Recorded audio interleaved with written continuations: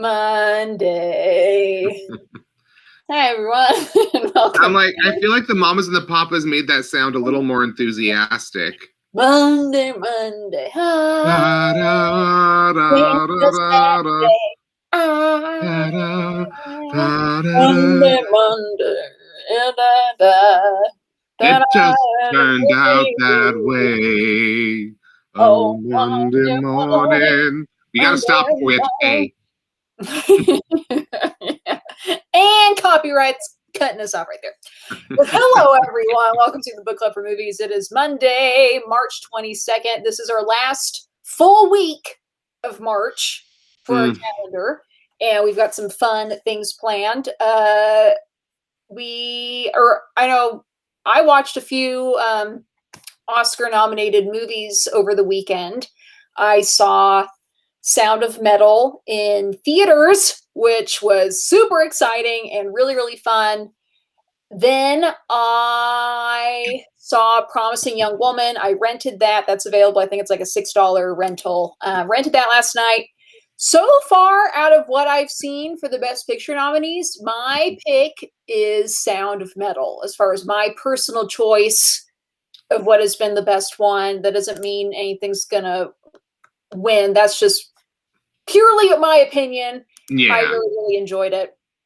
Yeah, I saw Promising Young Woman last week when it became available for rentals because you know about my anger at the studio and how they sort of screwed around with the release of that film. But so I was like, okay, well, I'm not paying $20 to rent it on my TV. Like, if I was, you would have gotten me to pay $20 go to a theater last March to see it, and then everything happened. But I finally did get to watch it, and it was like, yeah, I was not super impressed by that film. It felt like a TV movie, and because I know that this person works in TV, but I don't know, it just felt like there's a lot of moments where it's like, this is how like a new TV show sets itself up to tell you what it's about. Sometimes there was like very stilted dialogue in moments and a lot of plot holes that there are just not enough pop songs in the world to cover over, but they tried because there was a lot of them. I'm also going to save Sound of Metal for the theater. It's like you said, that's just a place to watch a movie that really is about sound. Yeah, seeing Sound of Metal with a quality sound system was really, really great.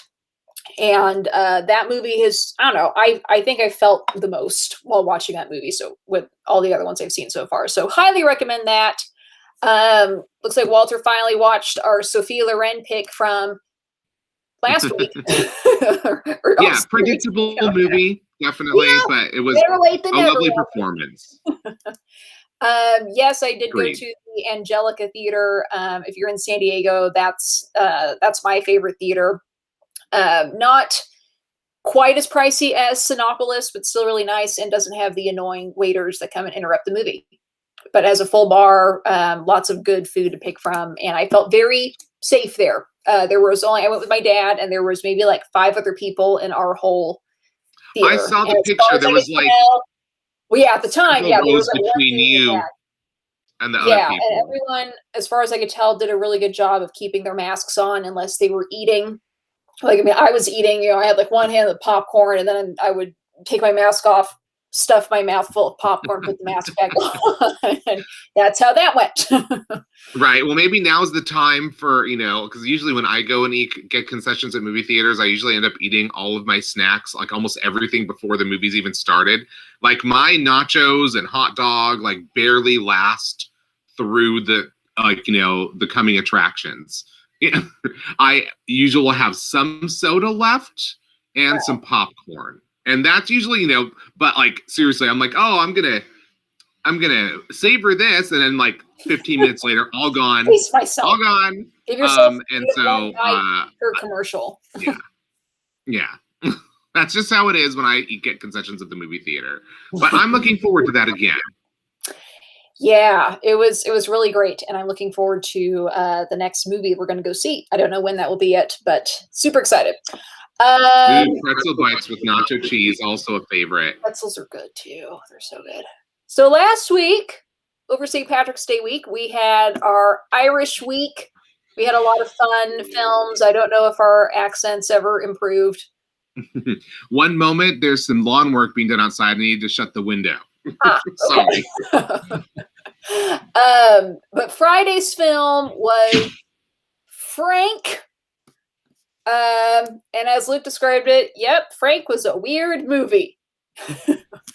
That's really part of the main appeal of this, is just like how it's just like this weird, quirky movie about a weird, quirky band. There were some critiques with this movie that it's like really, really like builds a lot, and then maybe like the last third of the movie just kind of. Yeah, there was a little bit of that, because I also felt like they didn't really define any of the bandmates as characters. So when suddenly they're like, oh, you ruined everything, we're leaving. I'm like, why? Why are you doing that? And it's like, you don't really understand what has happened or why anything's ruined. And it's like, I get that, maybe there's a part of the story that is kind of about this person not understanding the dynamics of this group that he went in with, but also the group misled and manipulated him into being there that long to begin with. So I'm like, well, you guys needed that person, and then you lied to them to get them to work with you. Then you took all of their money, and then you stabbed him and said he ruined everything, and we're supposed to feel sorry for you guys? Like, that stuff didn't really add up for me. Like, the story, I liked the story, and I actually liked Frank as a character better than anyone else. I love Maggie Gyllenhaal too. Like, I thought she was so good in this movie, but like her and the bandmates, I just like zero sympathy for them. Like, I'm like, oh, so you're playing in this like shitty little club that nobody listens to you? Good, you guys are jerks. Like, I don't really see the benefit of you guys getting what you want here, because you literally attacked someone and stole all their money, and then made them feel like everything that went wrong is all their fault, as opposed to the people who didn't pay their bills or organize their lives and let one of their bandmates kill themselves. Like, so many things like that. I'm like, you guys don't have a moral high ground to stand on to look down on this other person who is just trying to save your band. But the journey of us knowing about Frank, the character of Frank, was the thing that made the movie the most rewarding. It did have a lot of quirky, funny moments, though. And it's funny how many movies I've seen Bill Weasley in and not realized it. I'm like, oh, he was in this, Ex Machina. Yes, and in like Domhnall Gleeson. Yeah, I think most people will probably agree that some of the highlights of this film involve like the band trying to actually make this album and going through all the weird, like, artistic musical journeys that they're going on, and them experimenting with sounds, and some of them have like a little like straw. And I loved those moments. Yeah, that was definitely the highlight of the film for me. Performance-wise, my favorites definitely were Michael Fassbender and Scoot McNairy. I thought Scoot McNairy had a lot of great laugh out loud moments of him just being so upfront about some of these things, just like yeah, I was in a mental hospital. Aww. I like him too, and that was the thing that upset me too. Was like, that's the one character that they did give you some actual depth and definition to, and then that's the person who dies. So I'm like, so wait, like, all the people that you've just kind of made like bitter, angry, maybe talented, but not really musicians, like, those are the people we get stuck with. That was where I was like really upset, because I was like, I liked that guy. I like felt something for that character. But it didn't, like, it was hard for us to see what those bandmates provided to Frank that was so necessary, other than just like he's comfortable with them because he's been with them for a while. But yeah, when you finally see, my other favorite moment I will say is when the people show up, they're like, why are you in our vacation home? And of course, Michael Fassbender gets to use his German in this moment. I know. And then by the time she leaves, thank you for giving me this rebirth of life's purpose. Like this, we're like, what happened in those few minutes? He just walked and talked with her. Of Frank. I watched this with my mom, and I know she was laughing a lot with them just pushing the ongoing gag of this head that he wears and how far they're going to push it. And there's a scene where you think like, oh, like he's taken the head off and he's in the shower, and then he opens it up and he's still wearing another head in the shower. He's got a big plastic bag over it to protect it. He's got a shower head. Yeah. And a non-shower head, and yeah, it was fun. It was nice to revisit this film, and not a perfect movie by any means, but it was fun. It was weird. I don't regret watching. And it had lots of good surprises. I thought there was a lot of really good things that I liked in it. So I'm actually really happy that we chose this because it's a different movie. It has a different tone to it. I love the cast of actors that was playing all the characters. I loved all the actors in it. So I'm happy we chose something funky and different.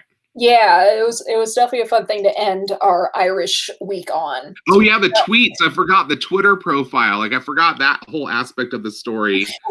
Like made it's so funny. I wonder how this movie will look in 30, 40 years from now. Like who knows what if people will even still be Twitter at that point and what people will remember about it. So people will be like, what is going on? Like, look at him using Twitter. That's so funny. Yeah.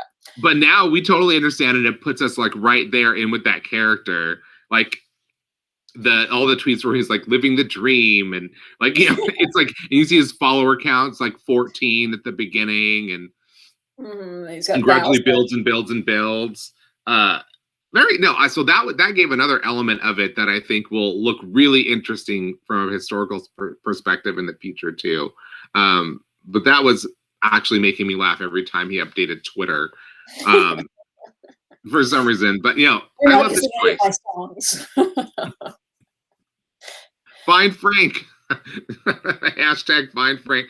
And also like they gave you a little taste of like toxic Twitter people, but also like how you can actually find things by putting out requests like that on Twitter. There's somebody somewhere who knows something who might actually share it. That was another true to life detail, I would say.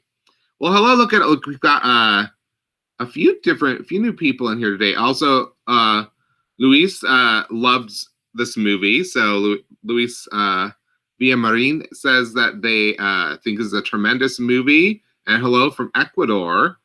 So welcome. And hello, Scott. And I think those are the two new people I noticed today. Just wanted to say hey to you guys. And I hope everybody liked Frank. Yeah, and if you didn't see Frank, it's on Prime. So check it out. Moving on to Mr. Danny Glover. I love this picture. I know. Very I love edgy. this photo.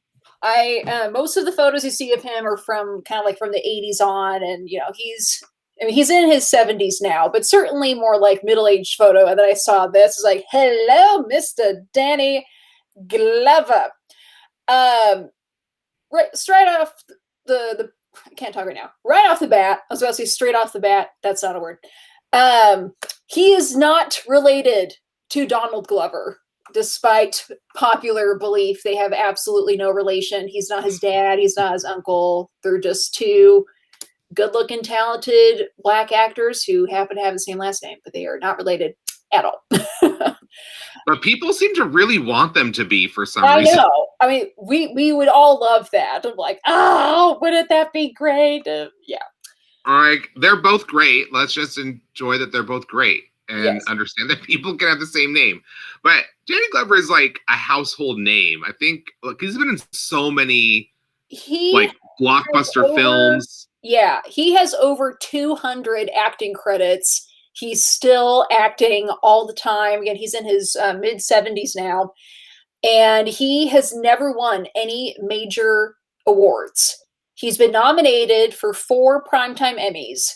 Didn't win any of them, and that's it. He hasn't gotten an Oscar nomination. He hasn't gotten a Golden Globe nomination.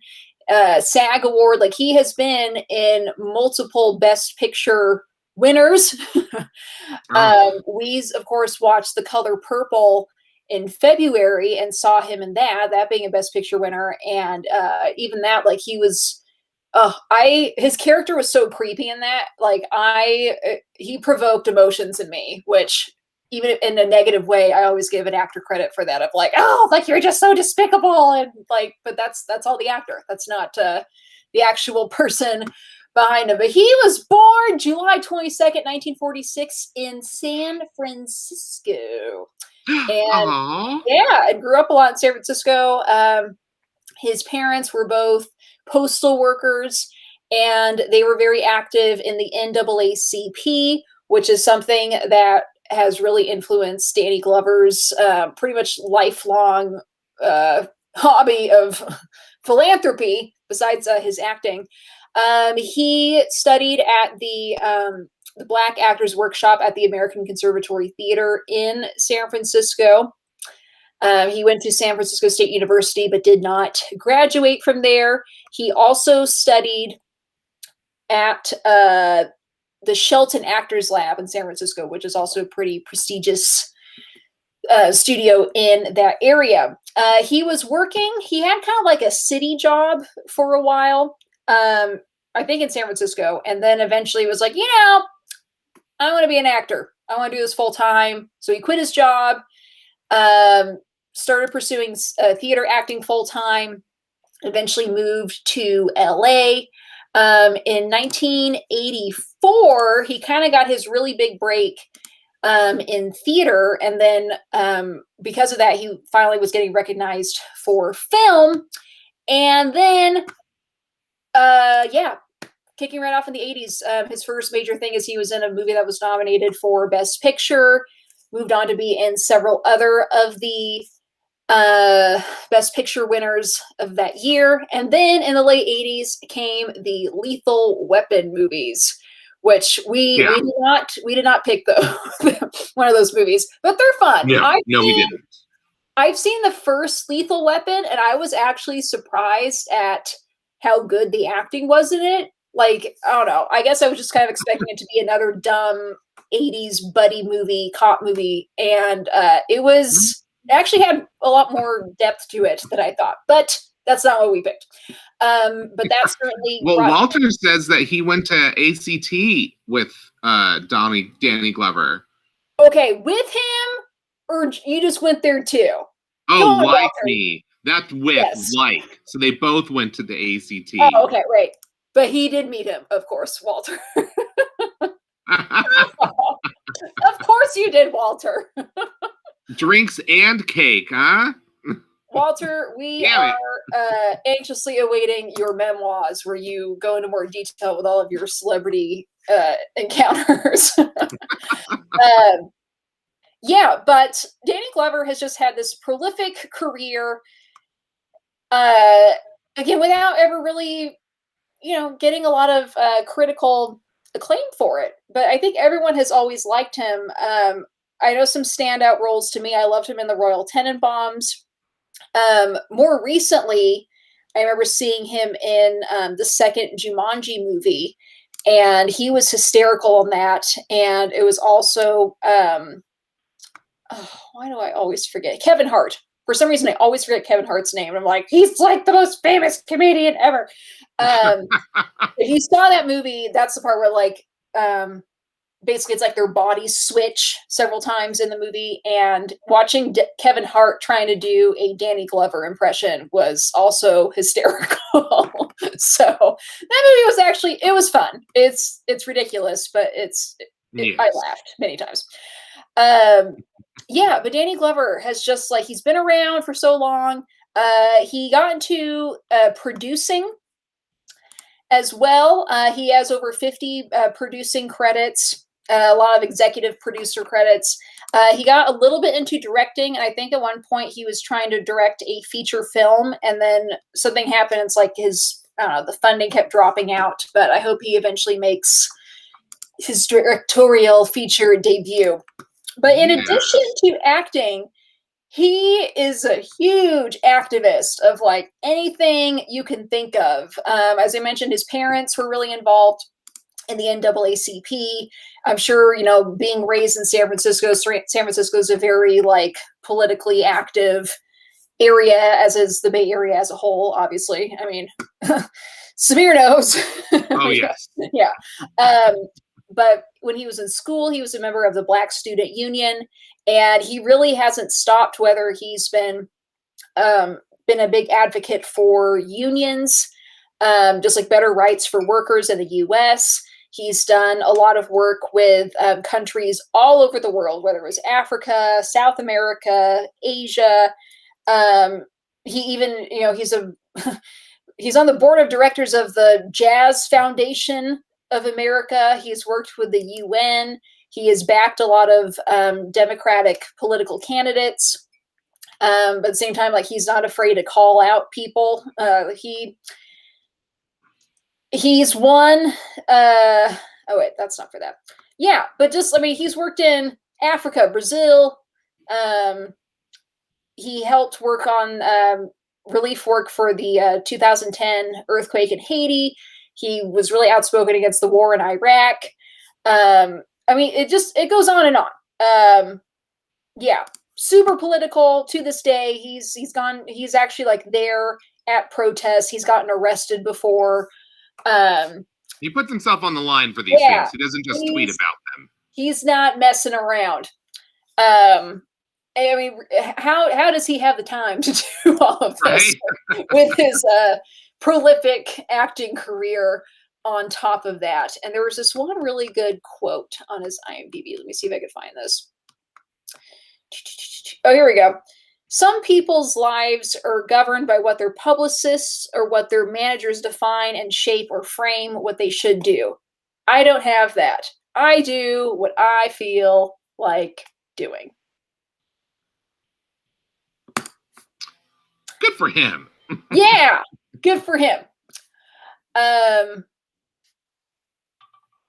here's another quote from him. Every day of my life, I walk with the idea I am Black, no matter how successful I am.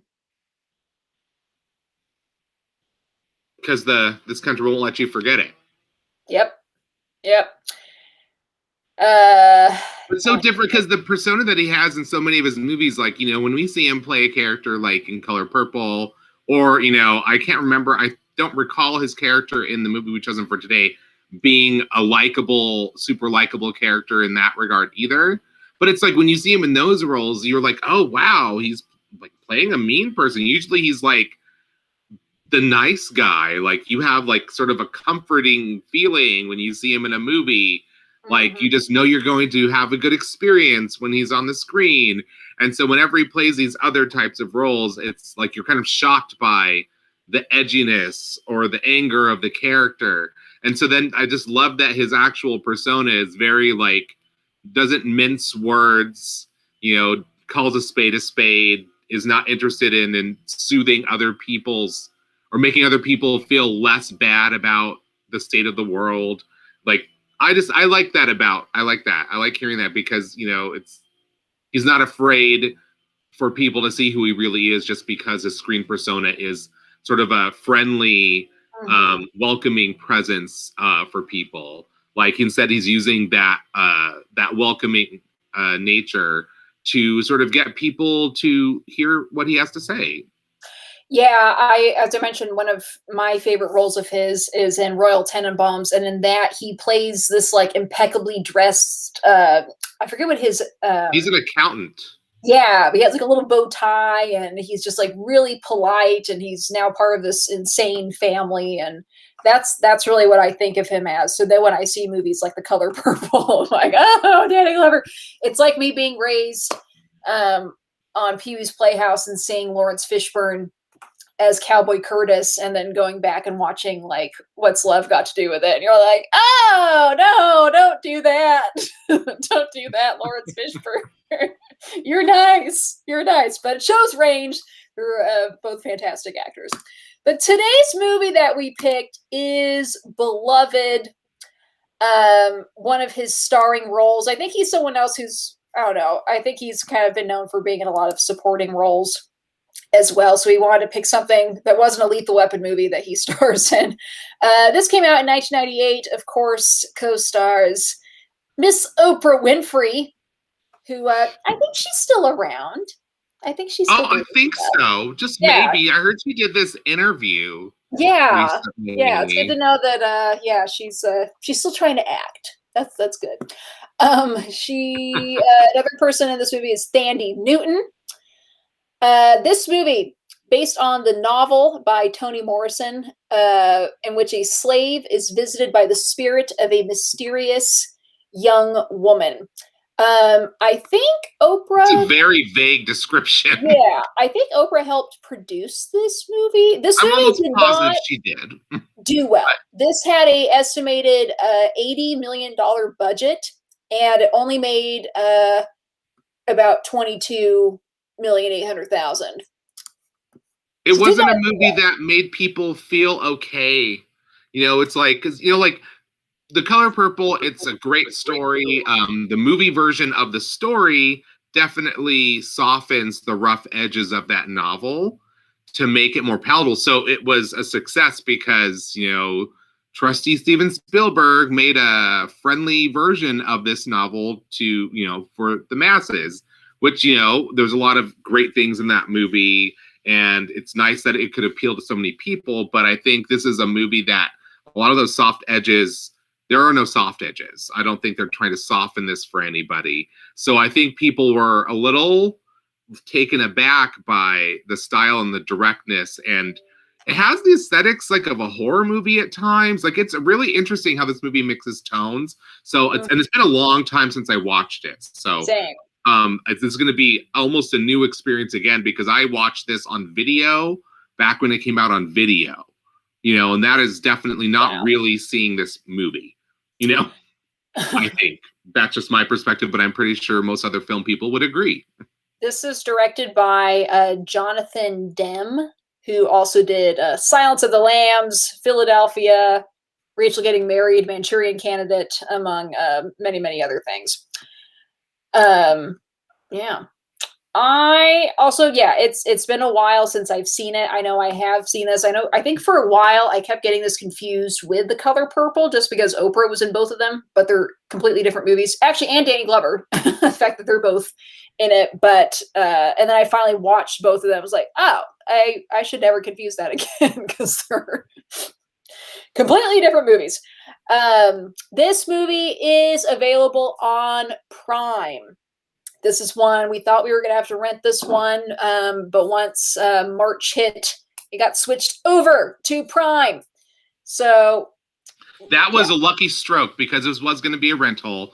And I think at the same time, I think one of the other movies that we're going to be watching, I was just like randomly on the same day, I logged into Amazon Prime and it's like just added. And it was like both these movies. It was like, oh, well, that's two rentals knocked off, even though we had one that became a rental. Like, I think we evened out like in the black instead of in the red. Quite possibly. This movie's long, so keep that in mind. It's almost like 3 hours long, I think. Is it really that long? I don't remember it being that long. I remember it being like 2.5. 2 hours and 52 minutes. Well, that length probably hampered its box office too, because there's only so many screenings per day you can fit into, into a day. There's only so many screenings with a 3 hour movie that you can fit into one day.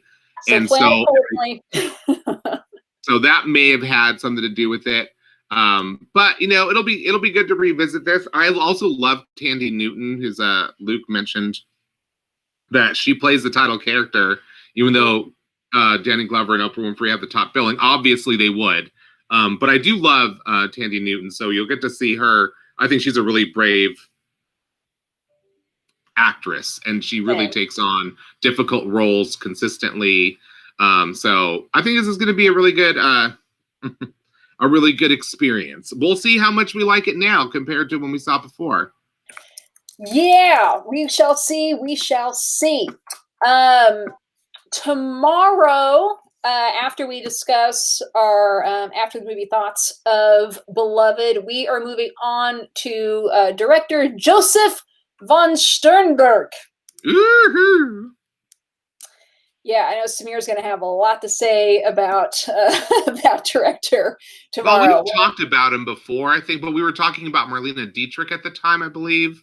Yeah, I think we did watch another film by this director And the one that I really wanted to watch was the movie that we chose. And there's another one that ended up being, oh, actually, I'm going to check right now to make absolutely sure that it's still available. It's not listed in the leaving Criterion section. Yeah, that one should be on Criterion. But yeah, so I was like, oh, we have to do this movie because it's available now. And it's one of the weirdest another one of those really strange movies made in Hollywood that you will be surprised when you get to it. So yeah, it'll be a fun day tomorrow. I hope everyone enjoys watching Beloved. Again, it's long. Check it out. Check out our Patreon.